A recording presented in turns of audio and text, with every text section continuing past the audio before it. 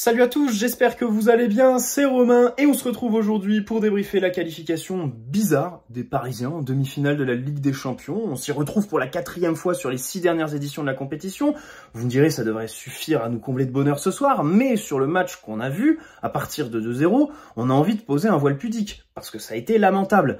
Les vieux démons ont été réactivés, mais ce PSG de Luis Enrique semble différent des autres, parce qu'il y a quelques années, évidemment qu'on le prend ce 4e but, évidemment aussi qu'à l'aller, on ne met pas ce 3e de Nuno Mendes dans le temps additionnel, qui est ô combien précieux, j'y pense, quand on se fait remonter en 2e mi-temps ce soir, et Pacho, sauvetage, Gigio, seul Parisien à la hauteur ce soir, immense Donnarumma après le retour contre Liverpool où il avait déjà été. Là ce soir, il y a des arrêts beaucoup plus concrets, somptueux, c'est exceptionnel ce qu'il nous a proposé, surtout en 2e mi-temps, mais en première aussi. Il y a des arrêts, il a jamais flanché. Au contraire de quasiment tous ses partenaires, parce que ce soir, de Marquinhos à Vitinha, en passant par les attaquants, ça a été assez infâme, notamment en 2e mi-temps. Alors ça va être difficile en fait de débriefer ce match, parce que il y a la qualification au bout, mais c'est une défaite. La dernière fois qu'on est passé en double confrontation sans perdre un des deux matchs, c'était contre la Real Sociedad. Ça remonte un peu. Et ce soir, j'aurais aimé qu'on renoue avec ce genre de double confrontation tout en maîtrise.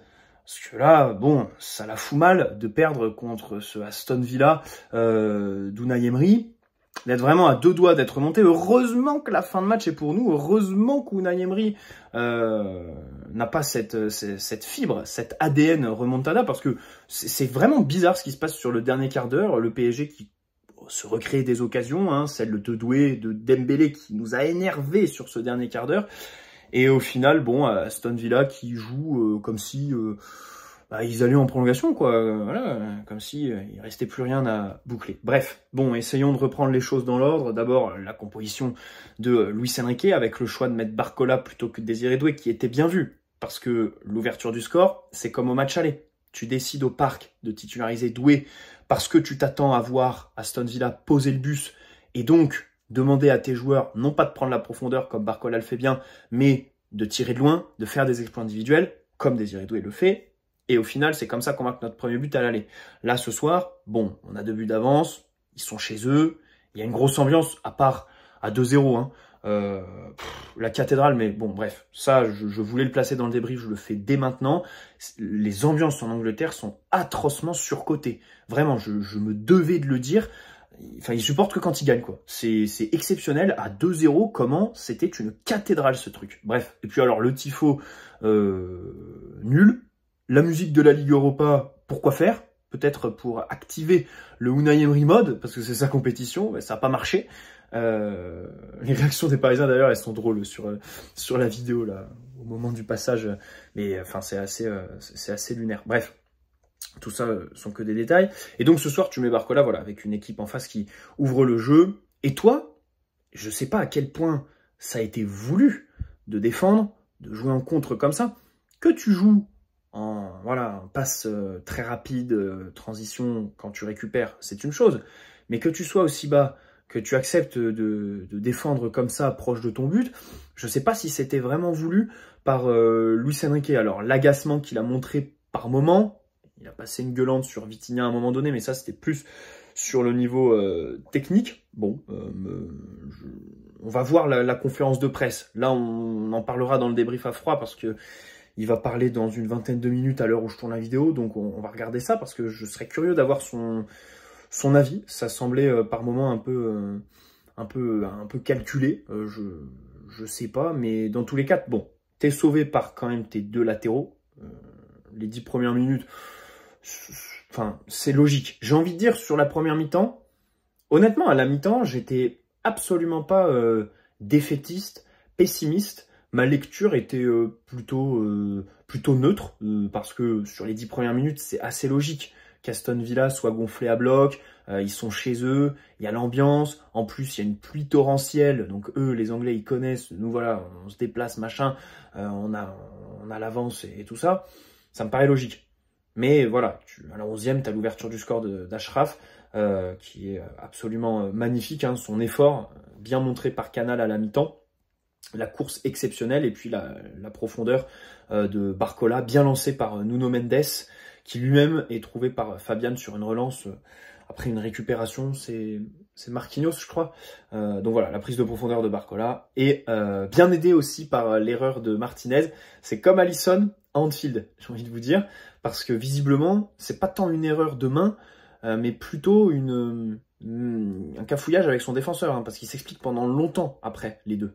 Et Martinez semble lui faire des reproches. Donc, on part sur cette option-là, comme Konaté avec Alisson finalement, et je crois même que c'était à 10, 11 ou 12e minute, même moment du match. Donc, beau but d'Achraf. Ensuite, tu doubles la mise avec Nuno, aussi un beau but, hein, une merveille d'action, et puis bien aidé par le poteau. C'est marrant hein, que ce soit tes deux latéraux. Alors c'est vrai que sur le match aller, il y avait des positions assez larges pour les latéraux, et c'était plutôt les milieux qui se projetaient dans l'axe, qui était quasiment numéro 9. Là, on a opté pour autre chose. C'est vrai que Nuno, par moment, était clairement le Parisien le plus haut, le plus axial aussi, hein, le plus axial. Et puis ensuite, après ces deux buts, eh bien, il y a eu liquéfaction, comme on dit dans le jargon. C'est pour pas dire autre chose, parce que vraiment, c'est exceptionnel. Vitinha qui perd les ballons, se retrouve à contre-temps quand on doit défendre, tente des gestes, enfin, un peu toujours le même geste, là. À un moment donné, il m'a énervé parce qu'il tente son espèce de passe lobé là qu'il fait tout le temps. Je sais pas, j'ai l'impression qu'il a quand il m'énerve, j'ai l'impression qu'il a que ça dans sa palette technique. Marquinhos qui pourtant fait un bon début de match, mais alors à partir du 2-0 et même en deuxième, c'est... Et à la mi-temps, pourtant, je suis tranquille. À la mi-temps, je suis tranquille parce qu'on connaît le PSG de Luis Enrique. En première mi-temps, tu peux souffrir, mais en seconde, avec les ajustements, la fatigue de l'adversaire qui n'a pas la possession, tu réussis à gagner à l'usure. Et au final, là, c'est vrai que c'est une des rares fois où j'ai eu le sentiment inverse, quoi. Parce que le discours de Luis Enrique, visiblement, n'a eu aucun effet. Parce que dès la 46e, on est complètement sous l'eau. Donc, ils reviennent, les buts, c'est quoi? C'est 54, 57e, si je dis pas de bêtises. Celui de McGinn, bah, il est magnifique. Ça faisait longtemps qu'on n'avait pas vu un milieu de terrain se balader comme ça sur 80 mètres et venir nous foutre une patate avec un espace béant entre la ligne défensive et la ligne du milieu. Nos milieux de terrain qui savent pas courir vers leur but, qui sont tout mous au duel, et nos défenseurs qui, eux, par contre, courent un peu trop vers leur but, quitte à pas arrêter leur course. Et bon, Donnarumma qui est un peu lobé, pareil, ça c'est un peu bizarre. Et puis alors, celui de Konsa, le corner qui revient, Rashford qui fait le dribble sur Fabian Ruiz, Vitinha qui monte ses fesses, ça c'est pareil, mais ça c'est typique du PSG insupportable. Les mecs qui se tournent, voilà, qui montent leurs fesses dans la surface dès qu'il y a un mec qui est là, qui commence un peu à armer. C'est insupportable. Et donc, retrait contre ça. Des arrêts. Alors, juste avant, Donnarumma sur Rashford. Énorme. L'autre, c'est une tête, je crois. L'arrêt incroyable où il repousse comme ça. C'est son meilleur ce soir. Le sauvetage devant Asensio. Parce que quand je vois le double changement d'Unai Emery, enfin, même avant, quand je vois qu'on perd 3-2, et qu'on est à l'heure de jeu. Déjà, Luis Enrique s'active pour faire rentrer Désiré Doué, qui d'ailleurs est le seul entrant ce soir. Hein. Donc ça veut dire que peut-être que le plan, on peut discuter, peut-être qu'il n'était pas voulu, mais en tout cas, sur les hommes, c'est très clair. Hein. Un Warren, il aurait pu résister au duel, te permettre de garder le ballon. Gonzalo Ramos, je comprends que tu le fasses pas rentrer. Voilà. Un Lee aurait pu apporter sa tenue de balle, mais non, tu fais rentrer juste Désiré Doué. Ça change un peu la phase de l'équipe quand même. Hein. Il réussit tout de suite, putain, il refait une roulette qui est magnifique, et en plus après il fait un petit double contact incroyable. C'est dommage sur son action en toute fin de match, là où il pousse un peu trop son ballon, mais sinon il fait du bien sur son entrée, Désiré. Et au moment du 3-2, je me dis, et en fait, ils ont un meilleur banc que nous. Peut-être pas sur les joueurs qu'ils font rentrer par rapport à ceux que nous on fait rentrer, mais sur le gap entre celui qu'ils font sortir, ceux qui font sortir, et celui qui entre en fait.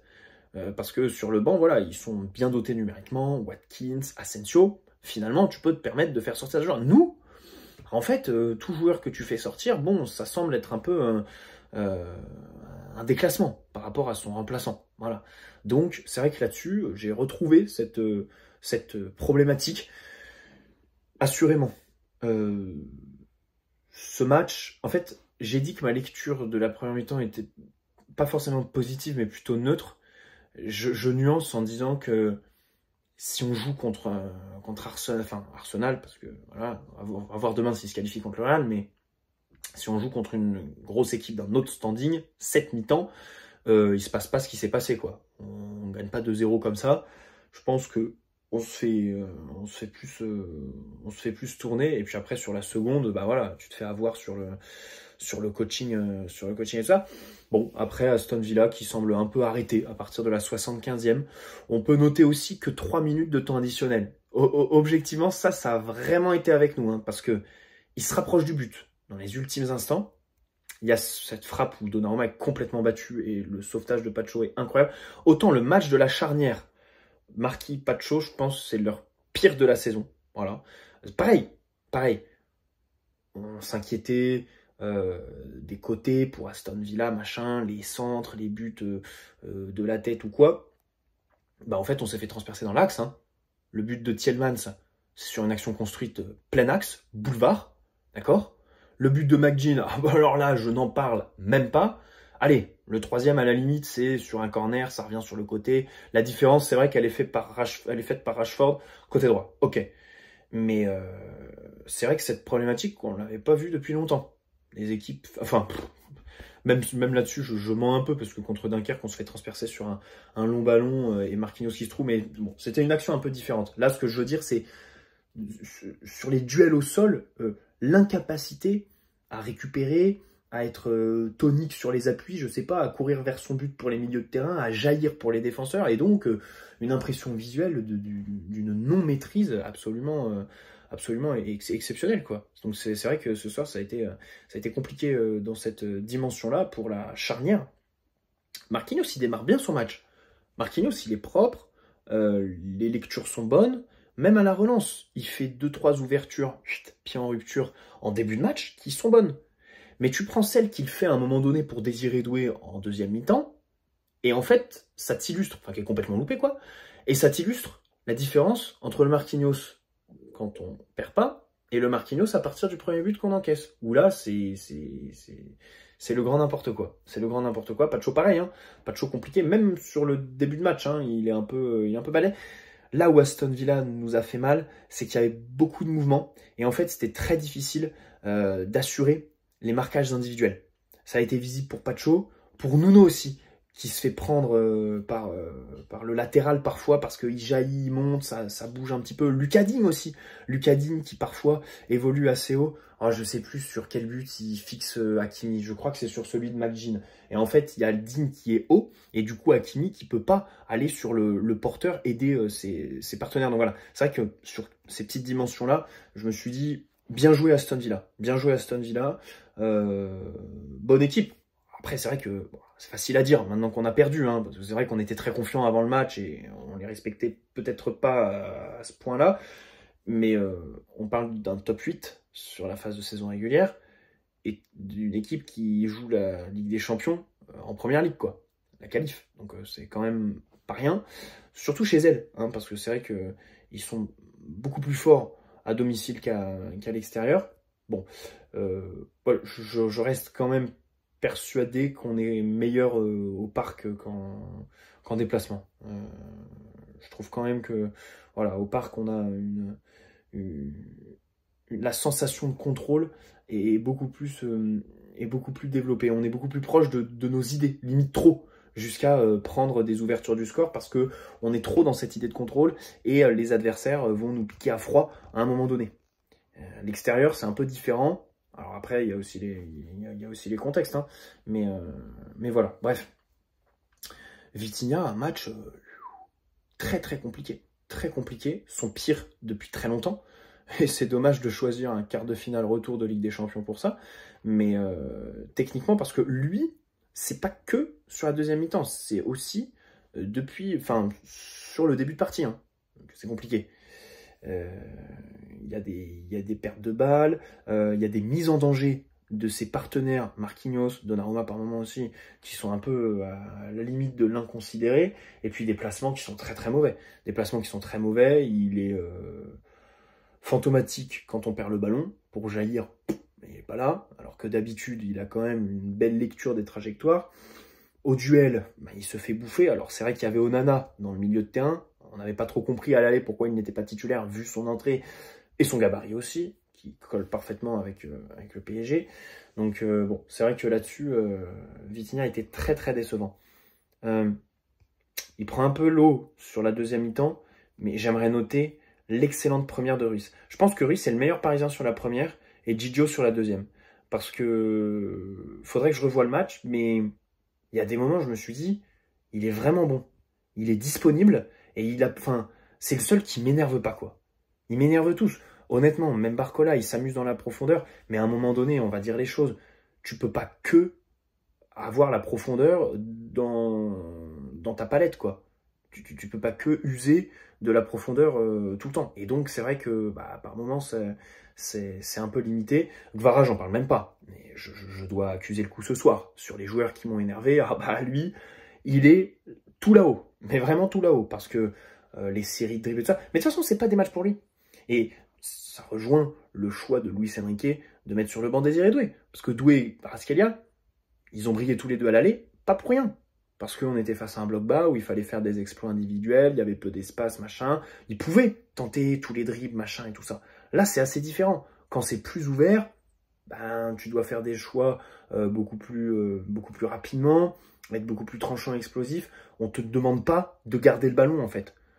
Quand tu as des espaces, on ne te demande pas d'aller voir ton vis-à-vis et tenter le dribble et t'empaler sur lui la plupart du temps, parce que ça a été le cas. Donc c'est vrai que c'est pas le genre de physionomie que Gvara apprécie là-dessus, mais bon, pour le reste, à part les efforts défensifs, il y a quasiment tout à jeter dans son match, quoi.